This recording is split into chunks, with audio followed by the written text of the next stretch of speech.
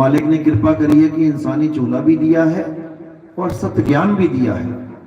अब हमने अपने सब भाइयों को जगाना है, पराया कोई भी नहीं है। कोई माने ना माने ये उसकी मर्जी है। हमने प्रेम के साथ इस प्रचार को बढ़ाते जाना है। ऐसा नहीं है कि 100 को बताओगे तो 100 ही आएंगे, ऐसा नहीं होगा। 100 को बताओगे तो केवल 5 आएंगे, लेकिन वो 5 ऐसे विवेकी होंगे जो तुम्हारी हर बात को समझेंगे। ठीक है, 95 ने रिजेक्ट मार दिया, कोई बात नहीं, उनके संस्कार हैं, लेकिन वो 5 सारी उम्र दुआएं देंगे आपको कि शुक्र है बहन तूने मुझे बता दिया, शुक्र है मेरे भाई तूने मुझे समझा दिया, नहीं तो कहां समझ में आता है। ये युगों युगों से यही तो करते आए हैं, पूजा पाठ व्रत नित्य नेम हवन यज्ञ। अगर इसी चीज से मुक्ति मिल जाती जीव को तो सतयुग में सारे मुक्त हो जाते। खूब हवन किए, खूब यज्ञ किए, खूब पूजा पाठ किया, मुक्त नहीं हुए, त्रेता में आ गए वापस। त्रेता में भी फिर वही कर रहे हैं। सारे ऋषि मुनि क्या कर रहे हैं? हवन यज्ञ कर रहे हैं। राक्षस आ रहे हैं, हवन यज्ञ खंडित कर रहे हैं, वो फिर शुरू कर दे रहे हैं, फिर वही कुछ किया, फिर वापस आ गए द्वापर में, मुक्ति नहीं हुई। द्वापर में भी यही कुछ किया, देवी देवताओं की पूजा करी, मंत्र जपे, हवन किए, यज्ञ किए। कृष्ण जी ने बहुत समझाने की कोशिश करी कि भाई देवी देवताओं की पूजा छोड़ दो। इस चक्कर में पूरा गोवर्धन पर्वत भी उठा दिया उन्होंने। पढ़ो जरा स्टोरी, गोवर्धन पर्वत क्यों उठाया कृष्ण जी ने? देवी देवताओं को छुड़वाने के लिए, पूजा पाठ को छुड़वाने के लिए, हवन यज्ञ को छुड़वाने के लिए पर्वत को उठाना पड़ गया उन्हें।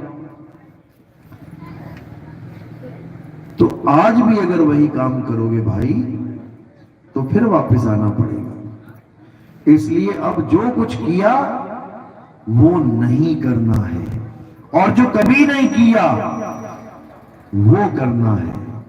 तो जब तप व्रत नित्य नेम पूजा पाठ हवन यज्ञ ये सब करते ही आए हो, अब नहीं करना है। अब क्या करना है? आत्म ज्ञान प्राप्त करना है। हे अर्जुन, जो अपनी आत्मा में रमण करते हैं, जो अपनी आत्मा में तृप्त हैं, जो अपनी आत्मा में संतुष्ट हैं, उनके लिए धार्मिक कर्म कर्तव्य कोई लागू ही नहीं होता। अध्याय 3 17वां श्लोक अच्छी तरह पढ़ो, आत्म ज्ञान की बात की जा रही है। अध्याय 3 18वां श्लोक, जो अपनी आत्मा को प्राप्त कर लेते हैं, जो स्वरूप सिद्ध हो जाते हैं, वो किसी अन्य जीव पर निर्भर नहीं रह जाते। उनको किसी और की जरूरत नहीं है पार होने के लिए कि कोई गुरुजी आएंगे पार कराएंगे, बिल्कुल नहीं। तुम्हें एड्रेस पता है, देखो गंगानगर से यहां पहुंच गए, एड्रेस पता था तो कोई गुरुजी लेने गया वहां, तुम्हें खुद ही पहुंच गए, अब खुद ही वापस घर भी पहुंच जाओगे। क्यों? एड्रेस पता है। इसलिए साहिब कह रहे हैं, आए हो तुम कहां से और जाना तुम्हें कहां है, इतना बस विचार लो, हो गया भजन। क्या राम राम राम राम रट रहा है भाई, क्या अल्लाह अल्लाह अल्लाह लगा रखी है, क्या कबीर कबीर कबीर रट रहा है भाई। सब रटना छोड़ के अपनी आत्मा को जान, और जब अपनी आत्मा को जान लेगा तो इस काया से जब निकलेगा, एक दिन तो निकलना पड़ेगा सबको, चाहे कोई हिंदू, चाहे मुसलमान, चाहे सिख, चाहे ईसाई, शरीर तो छोड़ना पड़ेगा। तो शरीर छोड़ेगा, जाएगा कहां? जो आत्मज्ञानी होगा वो अपनी सूरत को शरीर से हटा के आत्मा में लगा लेगा। तो जैसे सूरत शरीर में रहती आई है इतने दिनों से, वैसे ही आत्मा में रहेगी। कैसे रहेगी? जैसे कछुआ रहता है। एक कछुआ तालाब से निकला, गांव में घूमने चला गया, बड़ा तगड़ा मोटा कछुआ। चलते चलते चलते गांव में एक कुत्ता आ गया, उसको देख के भौंकने लगा। अब आया काटने के लिए उसे। अब कछुआ क्या करे? कुत्ते से भी तेज भागेगा, तब बचेगा। क्या करता है कछुआ?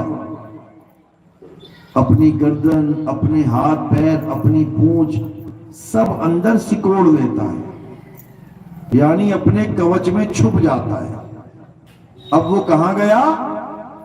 वो खुद में ही समा गया। हे अर्जुन, जो अपनी आत्मा में समा जाते हैं, जो अपनी आत्मा में स्थिर हो जाते हैं, जो अपनी आत्मा में रमण करते हैं, वो जन्म मरण को पार कर लेते हैं। अब उनको वापस इस काया में आने की जरूरत नहीं है।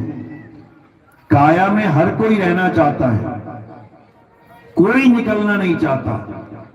अगर किडनी फेल हो जाए, डॉक्टर को लाखों रुपए दे देगा कि डॉक्टर साहब इस शरीर से मुझे निकलना ना पड़े, जबकि उसको पता है कि ये कच्चा घर है, मिट्टी का है, टूट जाएगा एक दिन, तब भी लाखों रुपए दे रहा है वो डॉक्टर को, केवल रहने के लिए।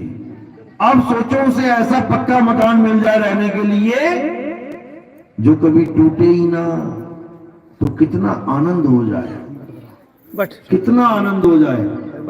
यानी आने जाने का झगड़ा खत्म, खाने पीने का झगड़ा खत्म, रहने का, निकलने का, मकान बदलने का झगड़ा खत्म।